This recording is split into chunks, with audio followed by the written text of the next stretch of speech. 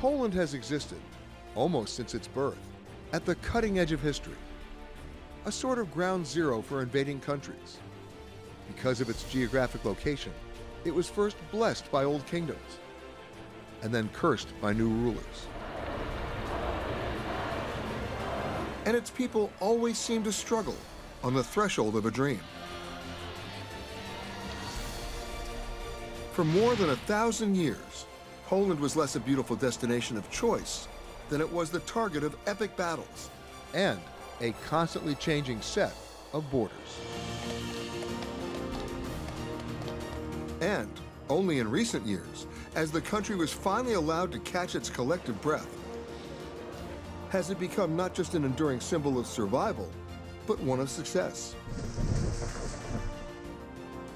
And still, while more travelers are now starting to explore the real beauty of the country, many, if not most, of its great experiences and stories remain undiscovered.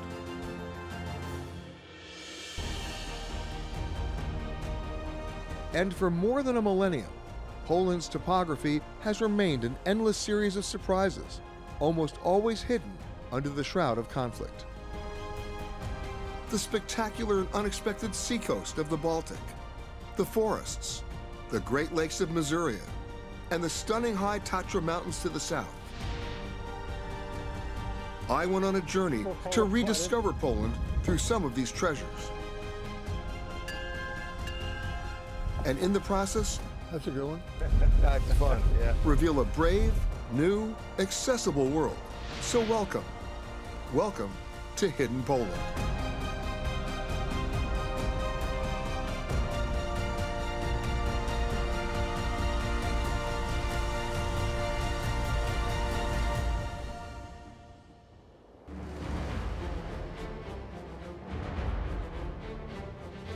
If you're traveling to or through Poland, you gotta start with a castle.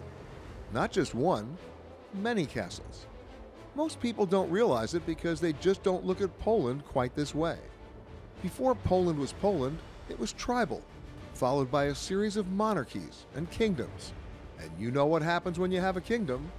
You've gotta have a castle. It's required. And why do you have a castle? To fortify yourself, to protect the kingdom. And when you think about it, just about everybody, other than me, has invaded Poland. Not once, but multiple times. And then they marked and defended that territory. Many travelers might know about the Malbork Castle, built in the 13th century by the Teutonic Knights, and the massive Wawel Castle in Krakow, complete with all the trappings of royal warfare and the Polish crown jewels.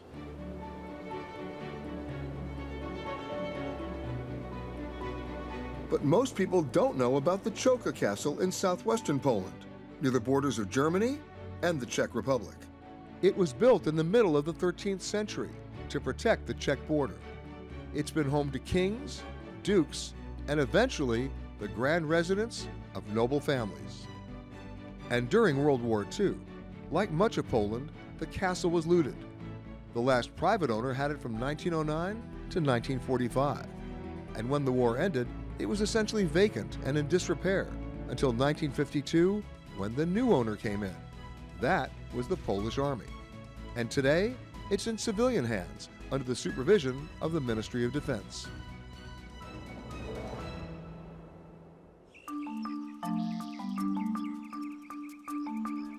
Anytime you want to experience a monument, a historic building, or a religious shrine, it's all about getting there early in the morning.